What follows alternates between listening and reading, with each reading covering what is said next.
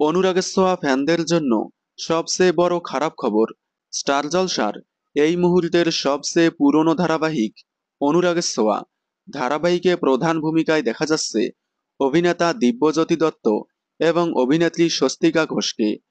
ধারাবাহিকটি শুরু থেকেই টিআরপি তালিকায় অল টাইম স্লট লিড। এছাড়াও 40 বারের উপরে বেঙ্গল টপার হয়েছে। অনুরাগের ছোঁয়ায় দিব্যজ্যোতি দত্ত এবং স্বস্তিকা ঘোষ দুর্দান্ত অভিনয় করে হাজারো দর্শকদের মনে জায়গা করে নিয়েছে। অনুরাগের ছোঁয়া শুরু হওয়ার অল্প কয়েকদিনের মধ্যেই সূর্য দীপা জুটি তুমুল জনপ্রিয়তা পায়। হিউজ ফ্যানবেস তৈরি হয়েছে সূর্য দীপা জুটির। তবে সেই জুটি যদি পূর্ণতা না পায়, মানে বিভিন্ন অ্যাওয়ার্ড শোতে সেরা জুটির অ্যাওয়ার্ড না পায়, তাহলে মন খারাপ করে তার ফ্যানেরা।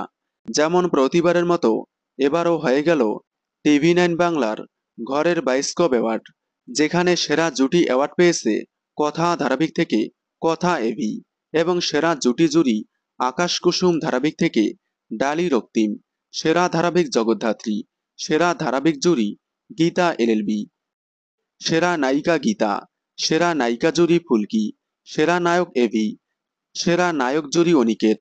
এতগুলো অ্যাওয়ার্ডের মধ্যে অনুরাগের ছোঁয়া থেকে কোনো অ্যাওয়ার্ড পায়নি। 2023 সালে সূর্য দীপা জুটি সেরা জুটি অ্যাওয়ার্ড পেয়েছিল।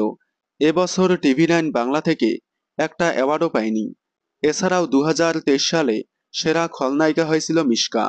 অনুরাগের ছোঁয়া থেকে কেউ কোনো অ্যাওয়ার্ড না পাওয়ায় খুবই মন খারাপ করেছে তার ফ্যানেরা।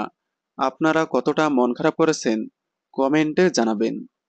বাংলা বিনোদনের এই ধরনের সকল আপডেট সবার আগে পেতে চ্যানেলটি সাবস্ক্রাইব করে পাশে থাকা বেল আইকনটি বাজিয়ে দিন। ধন্যবাদ।